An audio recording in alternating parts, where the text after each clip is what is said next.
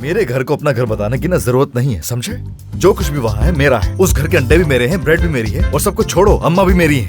उससे कहो वो भी आ जाए, बहुत मिस कर रहे हैं मुझे। आवाज आ गई ना क्या कह रही है वो? साफ साफ कह रही है कि जब तक बिल्कुल ठीक ना हो जाओ घर आने की जरूरत नहीं है, वही सुकून से पड़े रहो हॉस्पिटल में। मिस आसिया कैसी है? क्या तुम दोनों की मुलाकात हो गई?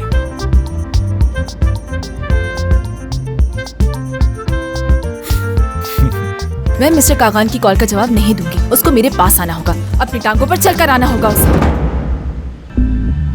मुझे वहां पर कोई नहीं जानता, मेरा जाना ही बेहतर होगा। तुम्हारे वालिद, तुम्हारे भाई, हर चीज का जिम्मेदार सिर्फ वही है। उसे अंजाम तक पहुंचाना ही हमारा मकसद है।